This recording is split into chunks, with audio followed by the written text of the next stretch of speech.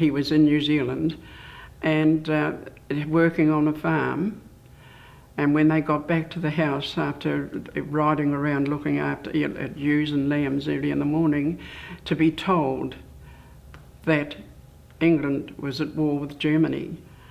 And he and the other shepherd on the farm, like many others throughout the whole Gisborne area or right through the country, asked permission if they could ride into the nearest town to enlist, which they did. And in due course, the farmer he was working for said, yep, by all means. And because it was mounted rifles, Wellington East Coast mounted rifles, he gave him his horse. And this horse went right through the whole thing because he was well handled and well trained in many ways. And that's how it all began. They left Wellington and they went out of Wellington and they came into the southern coasts of Australia. And I can remember there are photographs here, there and everywhere of the flotilla, would you call it, where all the boats gathered from the lower parts of Australia. Photographs, they went into Adelaide and then they set sail and went to Perth because they had to get food for horses, water, the logistics of the movement of so many animals and men and the keeping those horses fit. Well, from Perth they went to Ceylon, Ceylon to Bombay, and that was, you know, it's a number of ships and a number of men. But Dad always said that it wasn't until they were getting in near the Suez Canal that it became a bit of a hell on earth. And so they went through the Suez and they got off at Cairo and then into the desert. Because they were working in the desert long before Gallipoli. And that's another story. They had to go in, and perhaps people of today will think of when the army moves around. They've got tents, they've got permanent fittings and things, but not with that. They all fought in Beersheba, which is quite a way inland from Cairo. And at night, because the Arabs had a yen for some good horses, they used to put a picket rope out. And that's, you know what a picket rope is? With a tight rope pegged down and two men on guard. The horses would be facing there. The men would make a hollow in the sand, use their saddles as their pillow, and that's where they lay and slept. And Dad was bugler, Brigadier Meldrum's bugler, and I think it was good, or he had two, but Brigadier Meldrum was the one he mentioned a lot in the desert. And if you can understand, there's so many horses to a troop, and so they go down, and all the commands are tongued on a bugle. If you're left wheel, right wheel, or whatever, it was all done. The bugle isn't just for the last post. And the reveille. Oh no, it's communications.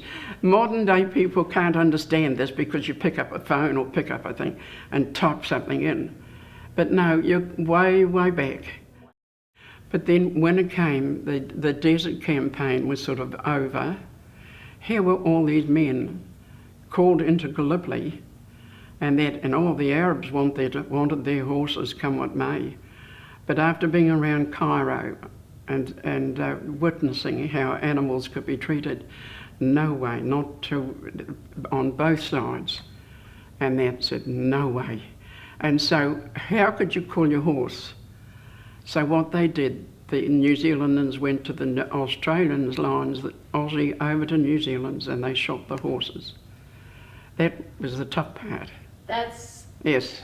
It's almost... whether anybody today even thinks of this side of it, I don't know. Yeah. Probably not, love.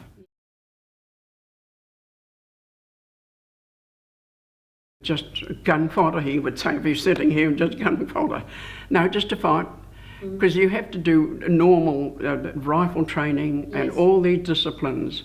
Oh no. Infantry, yes. Yes, that'd be the infantry going on. Did he still have the bugle? He wouldn't leave that behind. they had to take some personal equipment, and that's where the uniqueness of that bugle is.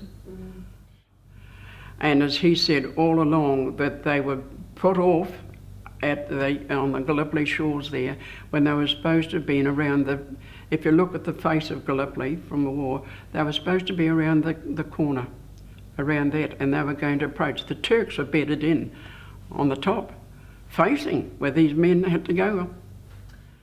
Yes, well, he went right up and he was on the Lone Pine Ridge, which was well up, got up to there.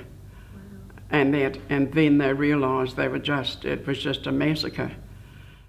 One of the interesting facts from that time, that many years later, it would have been about 1937, Dad was farming inland from Tolaga Bay, and we had a new civil engineer come to take over, because they are the men that looked after all the bridges and roading and cared for these. And I'm going back to it, everything was just metal roads, and every flood would take, portions of a bridge out of a road and that sort of thing. So civil engineers are very important.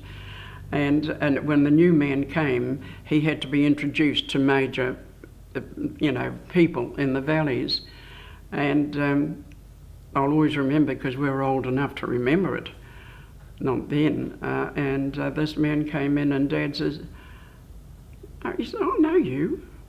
I've met you."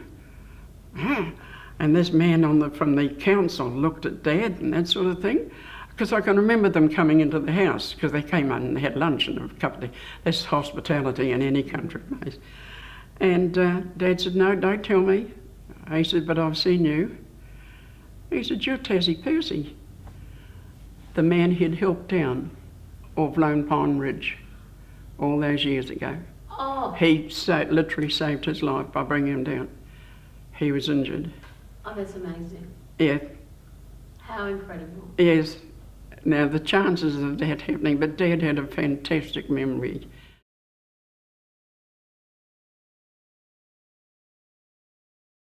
He was sent home to England, and there was a special hospital just outside London. Dad came from Liverpool, but unfortunately, those days there wasn't a fast train or anything. He couldn't get up to Liverpool and see his mum. His dad had been drowned on the Lusitania.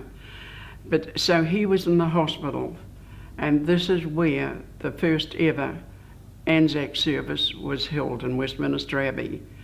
And it was a great treat. It was something very special. When my son, when we did this, he took me over to Europe and that we went into Westminster Abbey, and you're guided through it. We asked for a guided tour, and when we said that, well, where did they stand, these men, there's 4 of them, I think, to play the last post in the Reveille for the first ever, and they showed us where the royalty would be and the other big things, and he said, "Just up there."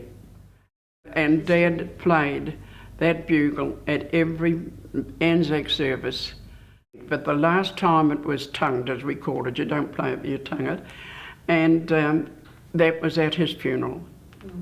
And it's never been cleaned, and it's lost over the years because, it's been through the war and that, the green cord has disappeared. Well, it just rotted out.